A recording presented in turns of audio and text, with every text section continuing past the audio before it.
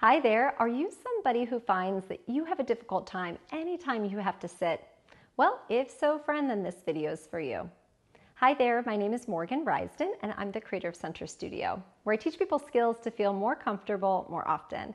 Now, before we get started, if you haven't already, friend, be sure to hit the subscribe button. You can also hit that notification bell. That way, anytime I make a video like this, you'll know. Now, today's video, I wanted to look at one of the very common mistakes that a lot of people make when it comes to sitting. It's actually not what they're sitting on, but it's like what part of their body they're sitting on. Let me share more. Now, oftentimes when a student first comes to me, I like to ask them sort of this general question of, what do you usually sit on? And oftentimes students will say, chairs, stools, couches. They kind of go to their furniture. And then I have to rephrase the question, say, no. What part of your body do you sit on? And then oftentimes students will scratch their heads and sort of think about, I never thought about that before. Sometimes it's the tush, the tailbone, the lower back. You know, people have different kinds of ideas of what they're actually sitting on when it comes to their physical body. And in Alexander Technique, we talk a lot about sits bones. So as the name suggests, these bones are for sitting, and if you're not familiar with where they are, you're going to take your hands and you're going to place them right underneath your tush.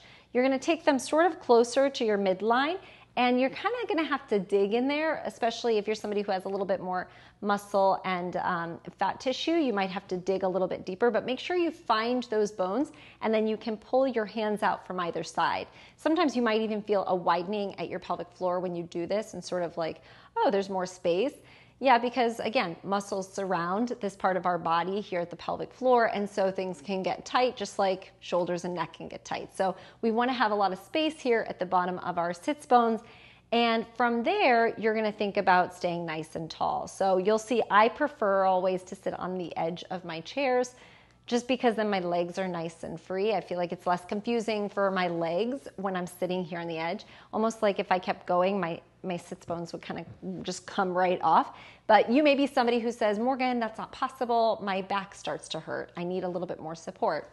And then I'd say, okay, so that's fine. You just come to the back of your chair. So you just come all the way to the back. But again, making sure that you're on those two sits bones, that you're seated in a position where your spine can be elongated and you're not putting any unnecessary pressure on any of those other bigger back muscles. So I think of them as sort of the feet of my torso.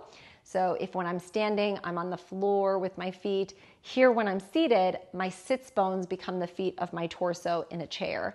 And that's a sort of idea that really helps me. So you may find that that also resonates.